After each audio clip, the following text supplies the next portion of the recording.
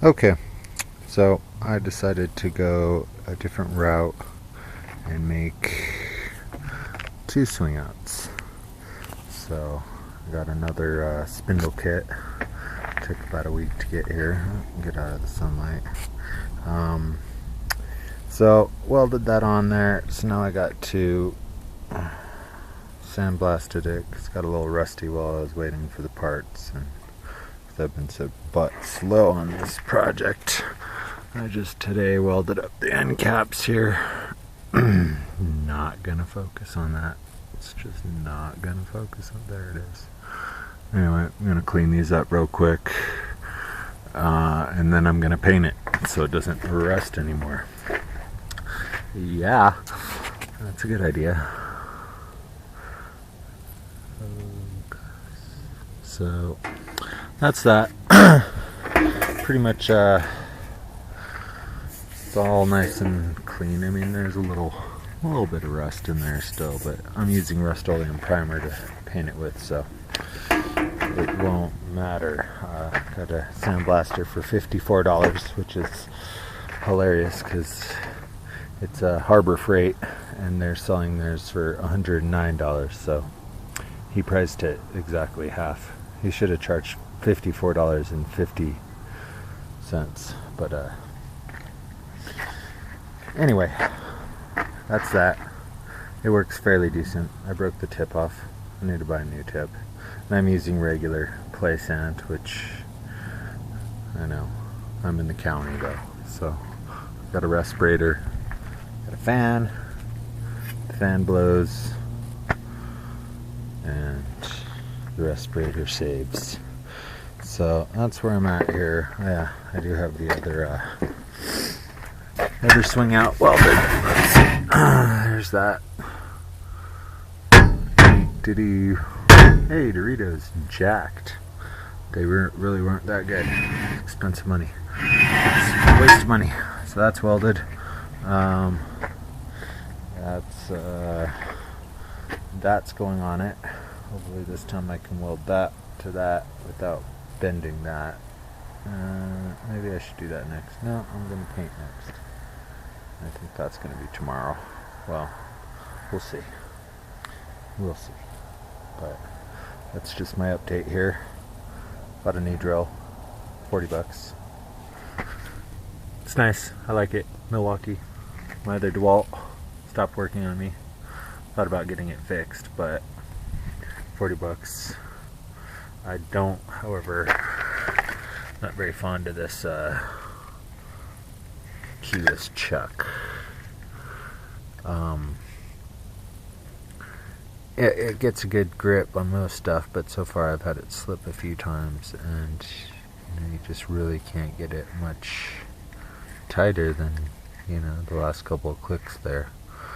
And so I don't know, maybe I don't know how tools work these days, but maybe I can put a new chuck on there. But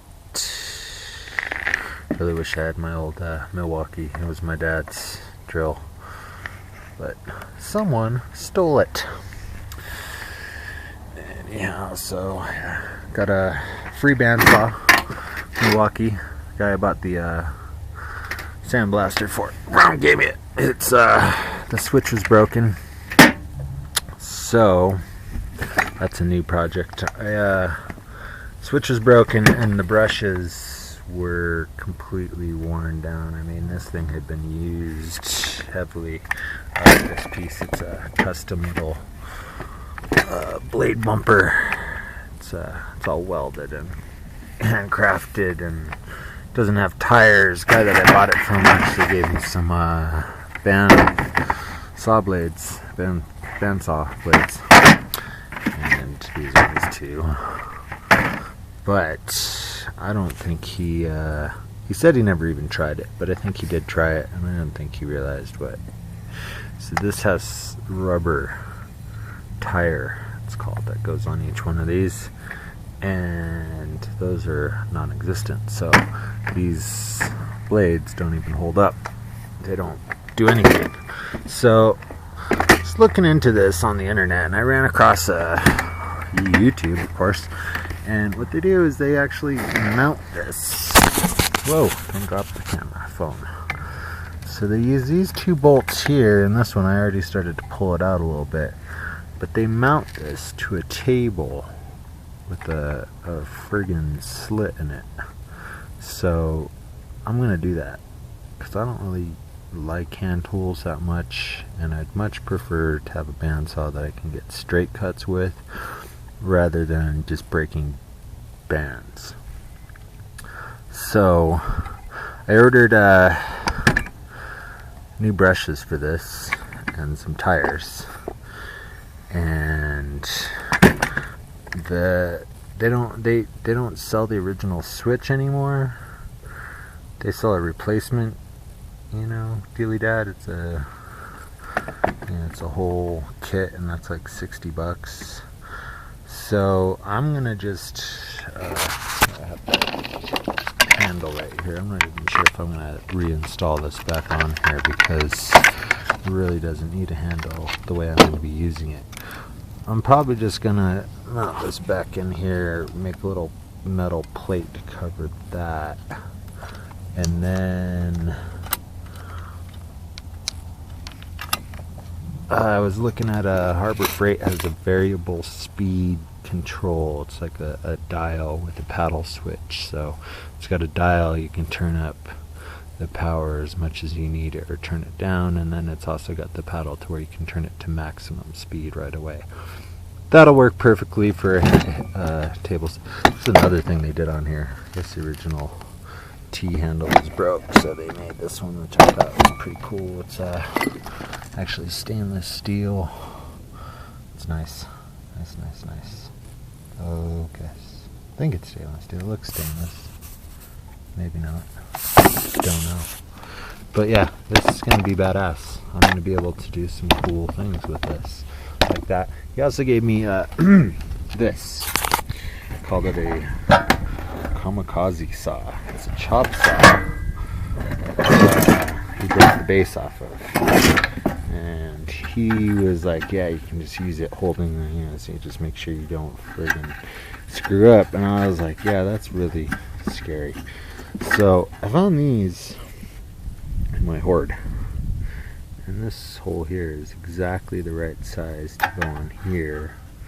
So I'm not positive yet. I might try to find something else to slip over here, but this doesn't turn. This is supposed to have something that turns, and then it's got this big spring here. I'm gonna try to remake this into a chop saw, because honestly I'm using that, which is made for wood. It's a miter saw. You can see the tin foil I use to protect its components. I mean, it works. I've used it to cut a lot. Scarred the hell out of it. It works. But the nice thing about this is it's got, you know, the metal housing, and I think it's got a little bit more power to it. The little thing just fell off. What does it say? It says 3,500 RPMs, 150 volts. Does not say anything about horsepower.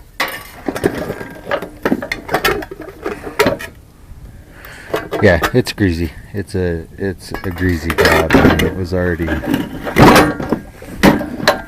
stuck back together. It's a monster. This thing's all funky. The whole thing's funky. But you know what? It spins fast. I've already used it to cut something. So, la.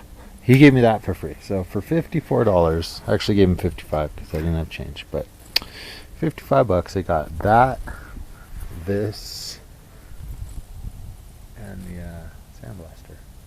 Score! I did have to drive like 20 minutes. There goes my phone again. I'm dying. Plug me in. Jesus. It was at 22 when I started this. I guess it goes to 15. And then gives me that stupid alarm. But yeah, I'm going to clean up these welds a little bit, paint this, install it back on there, And I can get pretty precise about whether I'm gonna put the gas cans on this bar here.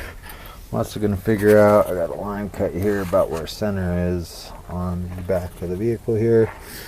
But I'm gonna try to do a deal where I cut off the back of this tube up to center, and then I cut off all but the back of this other one, and then I'm going to have a plate that comes down off of there, and then I weld it on there and up to the side, and it's going to extend, and the plate is going to essentially come down, and then I'm going to have my, it's kind of hard to describe, I have my latch. Where the hell is that guy? Like this. It's gonna, so essentially let's stand this way. Essentially the plate, see, there's a bar here that swings out, and a bar here that swings out. This is where the tire is going to be, so that's going to have the overlap. And then the plate, the bars are going to be up here, and the plate's going to come down over the surface of this. And on that plate is going to be mounted this. So that plate will have this handy dandy secure cover. And then here I plan to just weld this on because I can't really put bolts through because of the spacing. I mean, I could put one and then bend this over and put one kind of catty corner, but I think I'll just weld it. It's got a whatchamacallit on it. I gotta grind that off. Zinc coating or whatever it's called. You do not want to burn or weld that zinc coating. It'll release a yellow smoke that, if inhaled, will make you sick. Very sick. I think you can die. I'm not positive about that, but any of this stuff that has this, what is it called, the zinc plating? It's a lot of stuff like this, or this. It's got that white zinc powder coating on it, and it's pretty nasty to burn. So what you do is you just grind off a nice good layer of the surface until you get past that coating. Yeah, because I mean I'd have to put a bolt all the way through this, and it would just be one to get it nice and centered, at least to get one bolt, because I can't really, two of them would start hitting sidewalls. So if you bent that over, it'd have a funny diagonal bolt, which I don't like. It's gotta have two, I don't want it spinning around. So I think fuck it, just weld it. This part's adjustable. It's much longer than I'm gonna need, I'm sure.